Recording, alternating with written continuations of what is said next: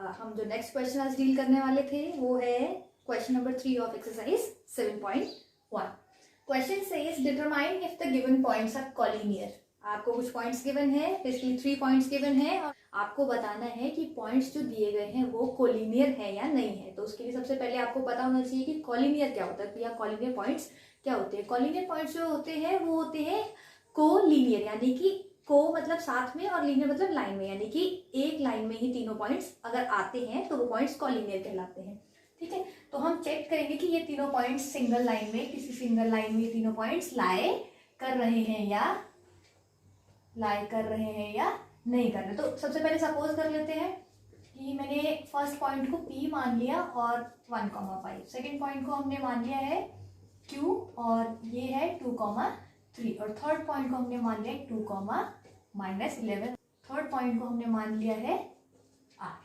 ठीक है, third point को हमने मान लिया है R। तो अब हम चेक करेंगे कि ये पॉइंट्स कॉलिनियर है या नहीं है। कॉलिनियरिटी की एक कंडीशन होती है, पॉइंट्स के कॉलिनियर होने की कंडीशन होती है, जो कंडीशन कहती है कि इसी के अकॉर्डिंग अगर मैं लिखूं तो condition is PQ plus QR should be equal to PR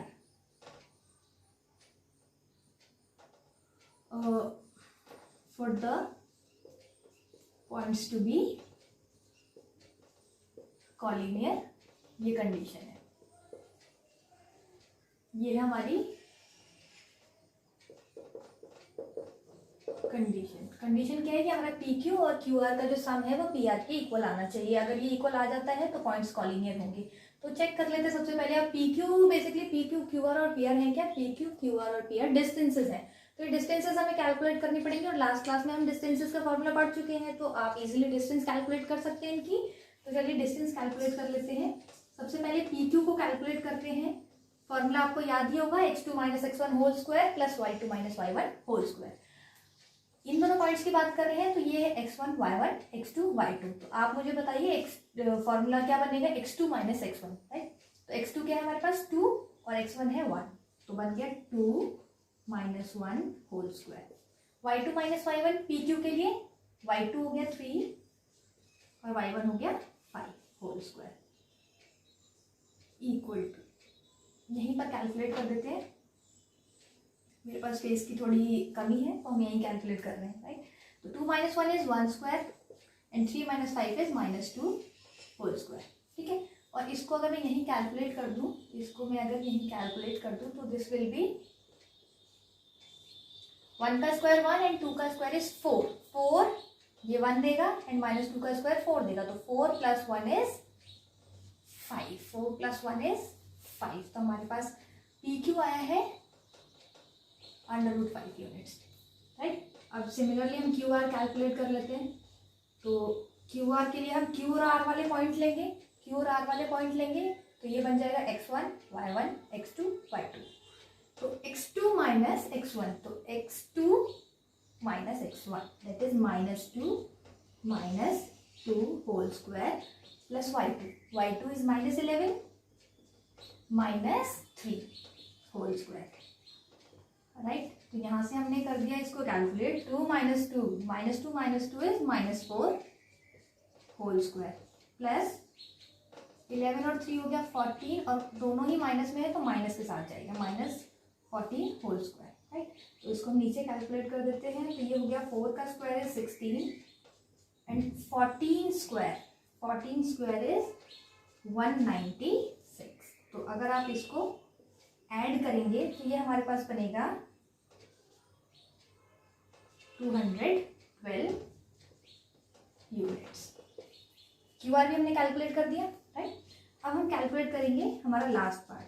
हमने LHS कैलकुलेट कर दिया, PQ और QR हम कैलकुलेट कर चुके हैं, राइट। अब हम हमारा थर्ड पार्ट कैलकुलेट कर रहे हैं, PR। तो PR हो गया हमारे पास, PR अगर हम देखें तो क्या होगा? P और R, तो x1 y1 x2 y2। तो x2 - x1 किया हमने, x2 हमारा बन गया -2 दैट इज -2 - x1। P और R की बात चल रही है तो ये x2 है और ये x1 है।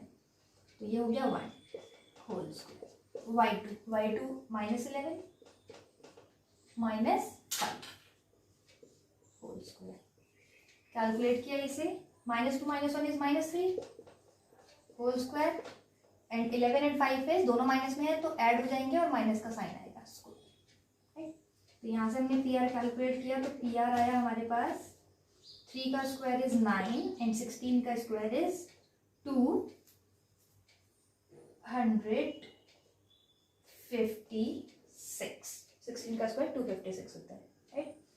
तो अगर अब हम इसे ऐड करें तो हमारे पास कितना आ रहा है, 965,265 यूनिट्स, राइट। अब अगर आप देखें, अगर आप पी क्यू को देखें, क्यू आर को देखें और पी आर को देखें, तो अगर आप देखें तो आप कह सकते हैं पी क्यू है √5, क्यू आर है √212 एंड पी आर है √265। तो अगर आप पी क्यू और क्यू आर को ऐड कर दें, यानी कि √5 और √212 को ऐड कर दें, पहली चीज़ ये ऐड नहीं होंगे क्योंकि रूट के अंदर सेम वैल्यू नहीं है। रूट्स तभी ऐड होते हैं जब उनके अंदर सेम वैल्यू हो, तो ये ऐड तो होंगे नहीं। तो क्या ये दोनों आपको लगता है कि ये दे सकते हैं? नो। तो हम क्या कहेंगे, सिंस